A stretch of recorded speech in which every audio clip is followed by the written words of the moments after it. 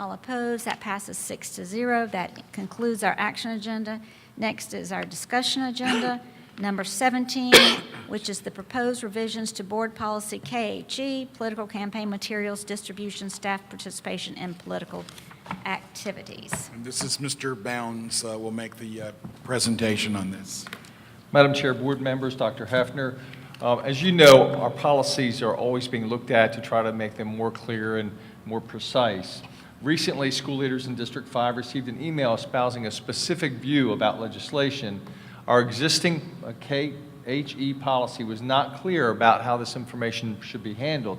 The wording in that policy said political agenda, and that phrase political agenda could be interpreted many different ways. And so we asked for a legal review of our existing policy, KHE, and have attached for you a slight modification in the policy to make sure that it was more clear. The changes in the policy, beginning on page 3, you can see are in blue, and we replaced the word phrase policy agenda with ballot measure. And to clarify things for the board members, clearly we want our employees to be engaged in legislation, and where we have a particular view on legislation, as that comes in, we can forward that information so that our employees are informed. But they cannot take action or forward anything that has to do with a ballot measure of any kind, including a campaign. And so we removed the word political agenda in several places and replaced it with ballot measure, and that's the only change in that policy. I'll be glad to answer any questions that you have. Are there any questions? Ms. Bumgarner. One of my first questions was that an email that was sent out through our spam, through the firewalls or anything? Because we've had those happen. It was a legitimate email from an educational organization that asked our employees to vote a specific way or to influence our legislators in a specific way on a piece of legislation. And my interpretation was that crossed the line of being too firm, but we weren't sure about it. We asked a legal opinion, and it's clear that those kinds of emails, obviously any email can come into our school system. I mean, we can't stop them. People get our emails all the time. That's our First Amendment right to send us information. What we do with it is up to us.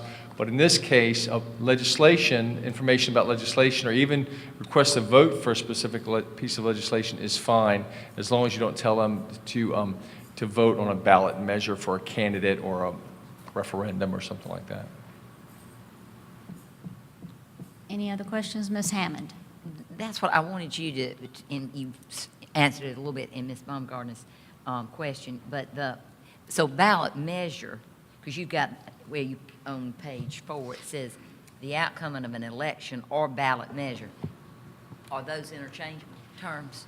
In other words, I think it's put those clarifying there language. The attorney wanted to make sure that it was very clear that if individuals were going to vote on something, that anything that had to do with that, a ballot measure or where people like it were might not voting, even be a candidate. It could be a referendum. Yeah. Anything where individuals were going to vote, we need to make sure that that is a firewall there and we don't do anything with that information.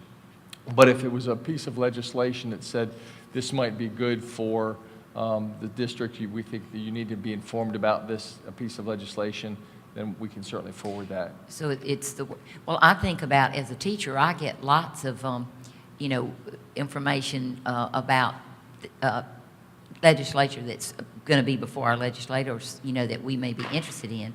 I don't ever think of it as telling you how to vote, but it does tell, it's sent blanketly sometimes from the State Department of Education, especially to teachers.